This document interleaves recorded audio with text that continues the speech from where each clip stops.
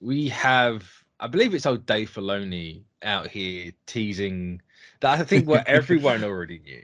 I think Yeah. everyone already saw it coming because they Mhm. season 2 was essentially a crossover, and then Book of Boba Fett was as well. Yeah. But like a Mando-Verse style Yeah. crossover, That's the whether that weird be thing. a show or a movie. Yeah, that's the weird thing. It's that they gave him free reign over this, and essentially what's weird about it is that he, I guess, equates it to Grogu and Mando being stuck between season, like I guess narratively stuck to get the narrative pushed along between season 2 and season 3.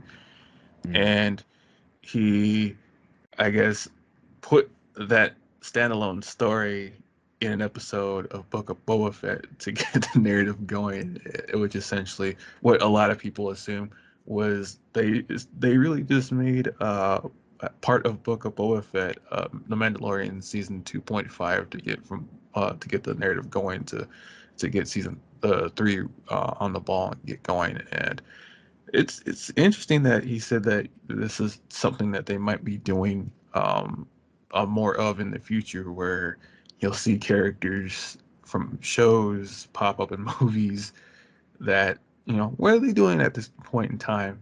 And oh, okay, so this is what they're doing, and then they, continue on with the next season, continue from where Yeah. they left off, Which which is I interesting. think is kind of evident at the minute, especially with what season 3 of Mando's doing. Hmm. And, you have like Bo-Katan, she's now joining the Children of the Watch, and there's always talk about reclaiming Mandalore, and there's the Yeah, mythosaurs coming to this, and I can easily see them either going, right, well, the end of season 3, or it won't be season 3, it'll be like season 4. The end of yeah, season 4 is a theatrical movie, or we yeah, just have this one massive thing on yeah. Disney Plus, like a made for streaming movie sort of thing. Like, it's got to be something like that, because the way this story's going with taking back Mandalore and all this, and Moff Gideon's teased to come back, and there's going to be a massive thing. Yeah, I can, because I can see them doing stuff like that, especially with what like Disney as a whole is doing with Disney Plus, where Mm. which I don't know if people like at large know, is that now where people where a country still have Disney, um, they're doing next day for their streaming services. So anything that pops up um, on like any of their networks that they have, you'll be able to stream it next day. So if they have like a special or something on like ABC or something like that, you'll be able to watch it next day for the most part on Disney Plus, which it actually would have That's a some good good, idea. yeah, good cross pollination with like the season premieres of other shows or other Star Wars or movie shows, especially for like stuff like this, like for Mandalorian, to get more people watching on Mm. Disney Plus. Like it's really not difficult to see like a movie with Mando in it, with Yeah, Grogu, Ahsoka, Boba yeah. Fett, whoever else Really, they Boba introduce. Fett? I mean, let's be honest. Boba Fett is intrinsically tied now to Mando, like in a very funny, ironic way, because this No, show it's was because originally a Boba Fett movie, and then it turned into this. Like, no, but the funny thing about that for me, and it's ironic, people say that Boba Fett is this really cool badass, and then I'm like, Boba Fett is what he wants to be. He wants to be Mando. it's true, but he has a baby rancor. Mando doesn't, so it's kind of it's the weights are even right now. One's not bad. Maybe one edges it slightly, but the other one, no, they're not far apart. But yeah, it's all those characters. It's like it's right I there. mean, yeah, if this, Hopefully, not a CGI deep fake Luke. Like, let's not. yeah. People have had enough of that. Like, no more, please. I mean, it was impressive, but yeah, I don't want any more deepfakes. But yeah, if this can get off or is well received, then I can see them doing this for a lot of other shows in the franchise, which would be actually pretty interesting because Mm. you'll never know who shows up in a show that would have that character in that time span. No, it's just literally going to be like Pedro Pascal and a bunch of Tamara Morrisons around him. They'll no doubt fight Darth Vader again. Or I say it Yeah, again for the first time.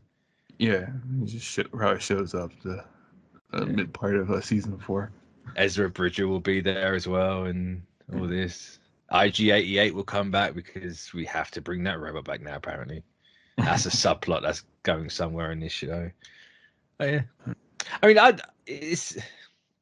I'm not surprised that this is the thing they're doing, especially them trying to, for lack of a better word, like Marvelize Star Wars. But that Star Wars wasn't like an expanded thing anyway. That could have had crossovers, but they're actually leaning more heavily into that now. So I mean, it's a good thing because like for me, like I really don't like the I guess the bad narrative for Star Wars fans where, they want more, narrative driven stuff, less of the casual laser shootout fights and sword battles. I mean, you need a balance of both because then it becomes a drag and you become Endor. oh no, not Andor. Oh, Where that he's just show like, was where he's like, it's the best narrative wise for Star Wars, and I was like, maybe best narrative wise, but if it, if a lot of that people, show was boring. yeah, Oh if man, it's boring for the casual audience, which usually likes a cohesion of both, yeah, you're not going to be getting a lot of those. yeah, no. I ended up watching Andor purely for the Anvil guy, the space Yeah, fighter slamming the anvils. He was the best part of that show by a mile. But yeah, I don't think anyone's surprised by this news. It was inevitable. I'm down for it. Whether it's going to be a theatrical thing or just a Disney Plus thing, it's cool. And everyone will have yeah, like you'll have your Ezra Bridgers and your Ahsokas and your Sabines and your Bows and your Mandos and your Boba Fett's. They'll all be there in the line. One will yeah, say on your left, and then they'll all charge at Vader or Gideon or something, and then yeah, probably because what is it? The original voice actor for Vader did that. I guess that deal where for future references that he allowed them to use future use of his voice and he did. Yeah, I can't think of his name, and I feel really bad for it. with the AI generated I guess algorithms to have future reference, and that whole thing is a big can of worms as well Yeah. on both sides of the argument. Well, it's a conversation now, right? Because they got Lance Reddick to bring it all Yeah, back all first circle. A lot of people are like, "Don't yeah, AI, please never AI that guy's voice, please." yeah. Horrible. James Earl Jones That's is it. How did I forget James L. Jones? Oh man, yeah, that's bad. where Oh like dear. because the whole I don't want to get into that a lot as a whole 'cause it's a big one, but it's just that James thought that Vader is an iconic role for whatever story that they wanted to tell. He signed a deal with Disney to allow them to continue to use his voice after his Mhm. passing, to if they still want to do Vader stories. And then there's a whole other argument for other voice actors in the industry saying, why don't you let a successor continue his legacy? And there's an argument for both sides. I say I think it's an individual basis, right? If Yeah, I think for something as iconic as a Vader, you're gonna find it very hard for people to accept anyone new. But yeah, if the voice actor has been like, "Hey, I don't mind if you use my voice after I'm gone," yeah.